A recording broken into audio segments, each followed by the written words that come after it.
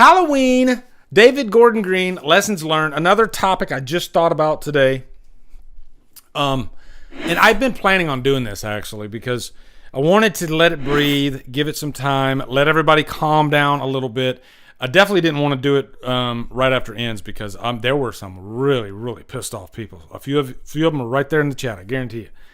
And they were ready to throw fiery pitchforks. Is that a thing? Fiery pitchforks? It's torches. They wanted to come at people that liked the movie with torches. All right. There was anger in the air. People were pissed. Cats and dogs were fucking. Sorry. It was crazy. All right. I'm telling you. People lost their freaking minds over Halloween Ends. How dare you? Dude, by the way, guys, I might be talking some spoilers on this. Okay. So keep in mind. But how dare you do that to my boy Myers? Okay. I even said that, if I'm being honest, like right after, because Halloween Ends, that's a gut punch when you first watch it. Because I guarantee you're not expecting that. And I was just like, oh my God, why are you doing that to my boy? Don't you do that? And I started crying like right there in the theater almost. It was crazy. Had to go home, let it process, think about the context, the story that they were trying to tell. And that's a huge leap of faith for some people. Okay, this isn't my Halloween. I don't like this, and that's an understandable notion. Okay, I happen to be a very, very open-minded person. Okay, I have two different movies in my head. I have the movie I want in my head, and I have the director's movie that's not necessarily the movie I want. And usually I prefer that movie. Not my movie, okay? Because I didn't make this movie. And I like the surprise. I like the director to give me his story that he wants to tell, okay? I happen to have that power, guys. A thunderbolt was struck down from the high heavens right on my fucking forehead. And it made me open-minded. And I was able to deal and to go into any movie and just have a clean blank slate, clean blank slate. I don't care if it's my favorite franchise. All right. I don't want the same Halloween movie every time. I want you to mix it up. I want you to throw something at me, anything. And let's see if it sticks, let's see if it sticks. So as always, I got 5, I'll call this, cause I'll clip this out. I'll call this 5 observations. I'll call this 5 observations about Halloween, the David Gordon Green trilogy. Okay? 5 lessons learned. All right. And I always be up front. I give you so that way you can start processing your own thoughts and ideas about those topics. All right. Okay. All right. Here we go now. Now let's do the Halloween observations, the lessons learned. Okay. All right. You can see this as pros, cons. I'm not really thinking about that when I'm talking about this stuff. I'm just thinking of this is just an observation, okay? So it might be a good observation. It might be a bad observation. It's a lesson learned, all right? So observation number 1, all 3 movies are different. To me, that's a good thing. Let me know if you guys think it's a good thing. I think it's a good thing. I really do. I didn't want 3 of the same movie over and over, okay? If you look at Halloween 2018, that is very much kind of an origin story, a return of the evil, okay? Then if you go over to, Halloween 2018 is very basic. It's back to the basics. I think Mustafa Akkad would have been proud of that one, all right? Halloween Kills, let's ratchet this baby up quite a few notches, and let's give them one of the best, most awesome slasher movies that you can possibly imagine, okay? And I use that term loosely because I know a lot of people don't like Halloween Kills. Although after Ends came out, I didn't really hear people complaining about Kills too much anymore. I don't know if that's a good thing or a bad thing. But I think you got to admit that at least Kills delivered on that promise of giving you a Myers that was just a force. Complete insanity. And I like that it played around with this whole notion of confusion and chaos and, knee-jerk reactions. And I often think about, I don't know how many times you guys have watched Halloween Kills. I've watched it quite a few times, and every time I watch it, it's a little bit of a different experience, okay? When I first watched that movie, first couple times I watched that movie, I didn't like Tommy Doyle. And I got rather frustrated with the character the first few times I watched it. And then something weird started happening. With each new watch, I started kind of looking at Tommy Doyle in a different way, because this is a character that at least he tried to do something. This is a character that immediately, he didn't hesitate. He said, we have to stop this now. His mistake was he didn't, stop and figure out what was going on. He didn't take his time and just, what's the word I'm looking for? It was knee jerk. Okay. He was just having a knee jerk reaction. And a lot of times when you don't stop and think about what you're doing, it's like when I do like a video, and I sit down and I'm like, so I don't screw it up, I want to make sure that I do this and this and this and this, and I want to talk about all these things, okay? I think Tommy Doyle, he panicked, and he didn't take a chance to actually sit down and say, what am I dealing with here? This isn't a man, so he didn't do any of that. He just completely panicked, freaked out, and it royally cost him his ass and a lot of other people's asses, okay? So now when I watch the movie, I kind of feel sad for Tommy Doyle, because at least he tried something. At least he wasn't a coward, there's worse characters out there than Tommy Doyle. And we often, in movies, we only have two character observations. I like this character because he succeeded, or I hated this character because he did nothing. And we don't think about what's in between. Those characters that did try and they didn't succeed. Like hell, the first Rocky. Rocky, he just wanted to go the distance. So I guess in that sense he succeeded, but he didn't win the fight. He didn't win the fight at all. He lost. Okay? Could he have beaten Apollo Creed? Probably, but I think in his mind, he probably didn't think he could beat him. I think he even says it in the movie. He's like, I can't beat him. It's hard when you have a mountain in front of you that's the size of Everest, and you automatically come to the assumption that I can't do this, but I'm going to try. I'm going to at least try. I know I'm going to fall on my face. So that's kind of what Tommy Doyle did, and I kind of appreciate the character now. So, yeah, but Kills, very different movie than Halloween 2018, okay? And I like that the whole movie was just chaos. Even at the end, it was just absolute chaos. So then you got Halloween Ends, which, a lot of us thought that, okay, well, how are they going to end this thing? And I think originally it was going to take place on the same night. Thinking back, I'm so glad it didn't, if I'm being honest. I'm so glad it didn't. I like that they waited 4 years, and I heard that complaint about Laurie Strode, and in 4 years, she would be, she wouldn't be afraid of Myers, but she had those 4 years to really think about the situation, what I was just talking about. And she decided through therapy and through all this stuff, you know what? I'm just going to try a different approach. I'm going to walk away from this. I'm going to let it go. That is an approach in therapy, to say goodbye to something, your demon, let it go, and move on with your life. And that's what she chose to do. So it was a different approach.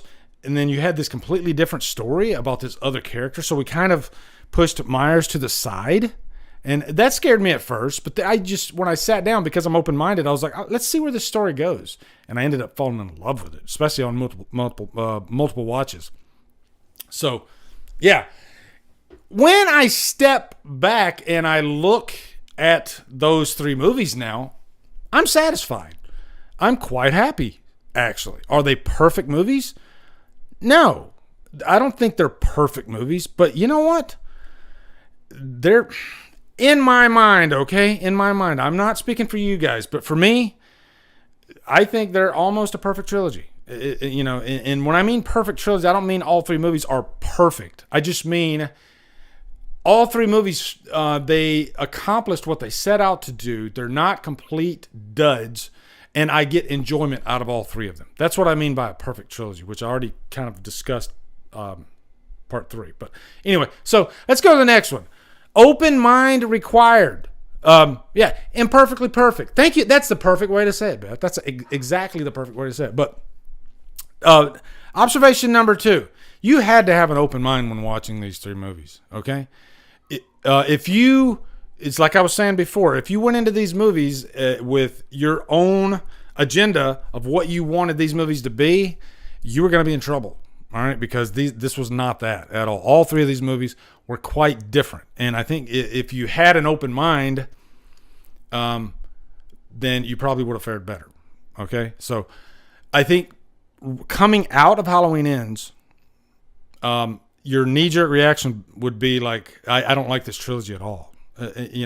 Ends doesn't feel like it should have been the third movie. I even heard some people say this should have been the movie after Halloween 2018. Kills shouldn't have even been there. I get why they say that, but when I step back from it all and just take a hard look at all three movies, and because of how different they are, I'm quite satisfied with all three. And I love that Ends feels like something different. And if not just those three movies, but if I put all 13 Halloween movies together, if I'm going down my run, this October, I'm going to try to watch all 13 Halloween movies. I'm going to tell you right now, by the time I get to Halloween Ends, it's going to be pretty damn refreshing, okay? It's going to be pretty damn refreshing because it's going to be different. It's not going to be the same old over and over. So I love that about it. Observation number 3, they're not perfect movies, but are they a perfect trilogy? I just answered that in my mind by the definition that I'm making up on my own. Yes, I think it's a perfect trilogy, meaning that I enjoyed all three movies. Does that mean I like all three movies equally the same? No. Halloween 2018 is the one that I think is the most problematic. So it's my least favorite. But I tell you guys right now, I do go back and forth between Kills and Ends on which one I like more. I guess it just depends on the day, the mood. I don't know. Can you guys let me know? Which one do you prefer of this trilogy? If you want, give me a little ranking of this trilogy. I think most of you are probably going to say that Ends is your least favorite, and that's cool. But it might be my favorite. And maybe it's the newness factor still, because I keep finding myself wanting to watch Ends more than any of them, which is kind of a nice bonus too, is you don't have to watch them in order, Richard Strange. All right. How is Halloween 2018 problematic? That is a good question. My answer to that would be a couple things. I think Allison was kind of wasted, because this was a character that they built up quite a bit, and I was wanting her to really flourish in the end. And you have the Shape hunts Allison scene, and I love that the song's great, but they did nothing with her, really, I think I like it better as part of the trilogy, because then Allison does get to do something. I loved Allison in Kills. So Allison is one thing. I don't like Sartain putting on the mask, even though I love Sartain as a character. I know a lot of people don't like Sartain. I found him hella interesting. He was one of the most interesting parts of that movie, actually. But I think they went a little bit too far with him putting on the mask. I think we got the idea. He didn't need to put on the mask, okay? I do think the pacing of Halloween 2018 is kind of weird. Like the last act, it's definitely not one of my favorite last acts out of the franchise. It's probably not even in my top 5, if I'm being honest. The last act kind of felt rushed. So, yeah, there's that. The closet scene should have been so much more. That closet scene should have been amazing. They had all their ducks set in a row, and then it just kind of petered. Myers being in that closet, I don't know. I think they should have set that scene up a little with a little bit more mystery, you know, because especially because of the trailer, we knew that Myers. But even if we didn't see the trailer, the way Myers comes out of that closet was just too abrupt, and I don't know. I think Carpenter would have handled that scene beautifully. Okay, if that scene was shot in 1978, John Carpenter, holy shit, it would have been gorgeous. The table was set. Would you guys agree with that? Okay. So Richard Strange, there's your answer on that one. Okay. The fourth one, bravo to Blumhouse for giving David Gordon Green free reign. Okay, because not a lot of studios do that, especially with a property as big as Halloween. You know, I mean, thinking back to like the Weinsteins, Rob Zombie, one of his biggest complaints was how the freaking Weinsteins would always butt their head in. They would call him on set and tell him, hey, I think you should do this. And Rob Zombie was like, well, if I do that, then I got to, everything I just shot for the last week, I got to scrap, you know? So I don't know the behind the scenes details, but if I had to guess, I would say Blum gave David Gordon Green free reign. I'm sure he gave his inputs, you know, but it sounds like he let him shoot his movie. Then he would show it to Jason Blum, and he would give his inputs. But it seemed like, I mean, watching all three of those movies, those were David Gordon Green's movies, okay? So, yeah, bravo to those guys for doing that. And then the last observation is Ends was a massive, massive risk. I mean, this was the last part in a trilogy that was pretty damn successful, okay? Halloween 2018 made $250 million worldwide. This was insane for a little slasher movie, okay? I mean, this movie would cost like $10 million to make. Can you imagine that guy's making $250 million? And then Kills comes out. I think a couple things hurt Kills box office. You had the C word, and then you had the cock, okay? The peacock. Those two things right there kind of threw a monkey wrench in the box office. And then it still made, I think, guys, correct me if I'm wrong, but I think at like $140 million. So right there, those two movies, I mean, you've already made a freaking buttload of money. Okay. So any other executive producer might have looked at those two movies and said, hey, we need to keep this flavor going. So this third movie, I think we should pull the reins in and, you know, what you want to tell that story? You want to completely sideline Myers and you want to tell this other story? Huge fucking risk. Even when I say it out loud, it sounds insane. It sounds crazy. But somehow it all worked out in my mind. Okay. I have to constantly say that. Okay. Because it didn't work out for everybody. Okay. Like I said, there's some people, they hated Halloween Ends so much that they only bought one copy. Now, here's my question for you guys before I close this out, this section, then we jump into the ranking. Did any of you guys, after the dust had settled, you know, a few months have passed, did any of you guys have a little bit of a change of heart for any of these movies? Maybe even the trilogy as a whole? I'm really curious about you guys. I want to know if you had a change of heart. You know, I know a lot of you probably say, nope, my feet are firmly planted. I hate this trilogy. Or some of you might have loved it from the get, like I did, you know. But I would say I had a change of heart for different reasons. Like I had a change of heart about Halloween 2018 when I first saw it because, you know, I had, you know, the adrenaline, you know, because I'm a Halloween fanatic, okay?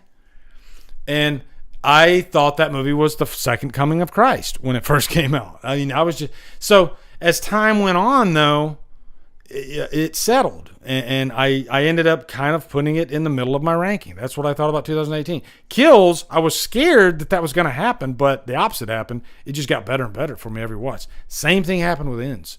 So, I guess I had a little bit of a change of heart after it all settled, but I'm really happy with the trilogy.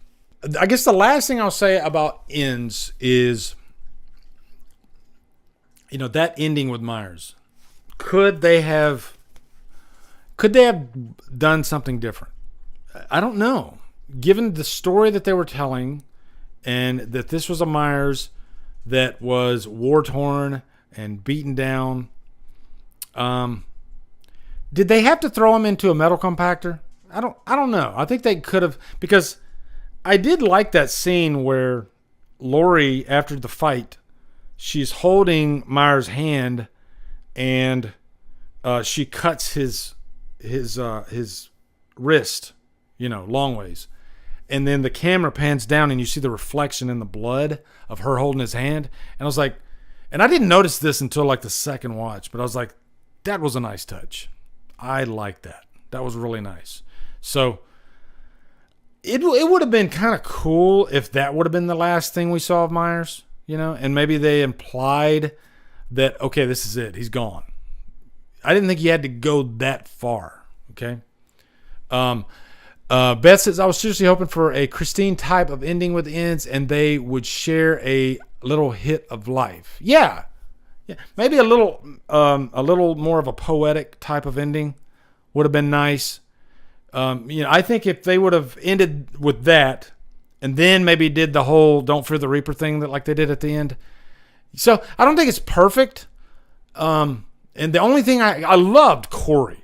I loved Corey as a character. I was really angry that they killed him off at first, but then after thinking about it and trying to close out this trilogy, and if you didn't kill him, then you could have another freaking 40 years of what we just. So after really thinking about it, that was kind of the only choice they could make. Is they said we need to kill this now, because if we don't kill this now, we're gonna have a repeat of what we just had. So. I get why they did it, and it hurt, and I guess that's a good sign because that just means you really liked Corey as a character. What's up, guys? You are at the end of the DDLive clip. What I do is I like to clip these out if I think the topic is important or something that's newsworthy. So thank you for watching, and if you want to watch more, you can go over here, you can go over here, click on one of those. And hopefully I can do this for 20 seconds, which I think I did. Okay, so yeah, thanks for watching, guys.